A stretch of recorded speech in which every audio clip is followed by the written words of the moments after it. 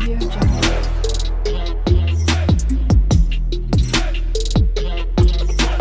Audio Jungle.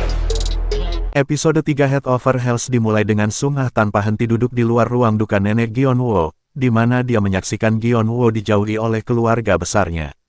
Dia akhirnya terpaksa pergi ketika berita kedatangan orang tuanya sampai kepada mereka.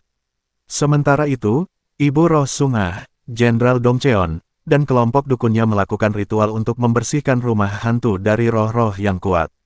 Selama upacara, mereka menghadapi kutukan mematikan yang menyerang Jenderal Dong Cheon saat dia melindungi yang lain.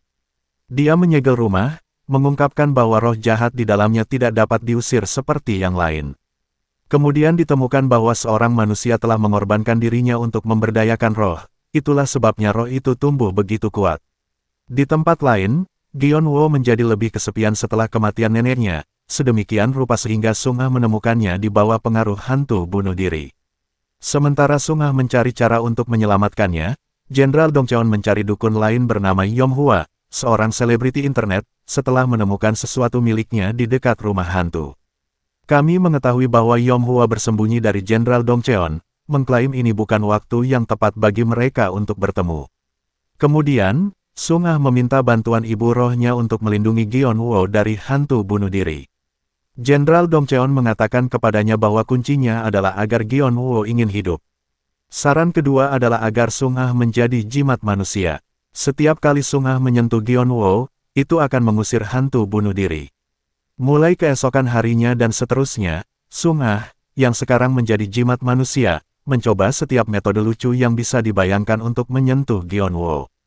Pada saat yang sama, teman sekelas mereka menemukan kebenaran tentang Gyeon-woo bukan seorang pembakar setelah mendengar pelatih panahan membelanya terkait kebakaran ruang penyimpanan sekolah. Sepulang sekolah, Sung-ah diam-diam mengikuti Gyeon-woo, hanya untuk ketahuan. Keduanya kemudian mengunjungi kolumbarium untuk menempatkan foto Gyeon-woo dan neneknya.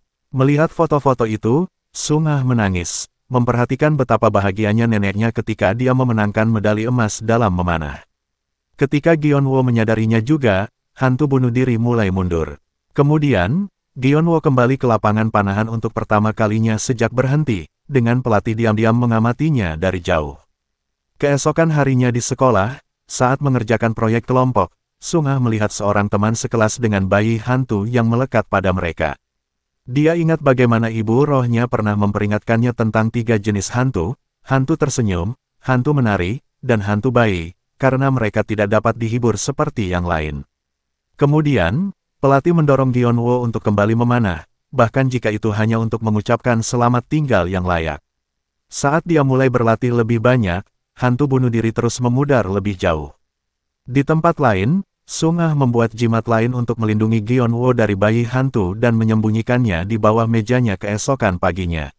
Saat melakukannya, dia bertemu dengan Gyeon-woo, dan keduanya berbicara tentang kecintaannya pada memanah. Pada satu titik, Gyeon-woo mulai merasa tertarik pada Sung-ah yang cerdas dan bertekad.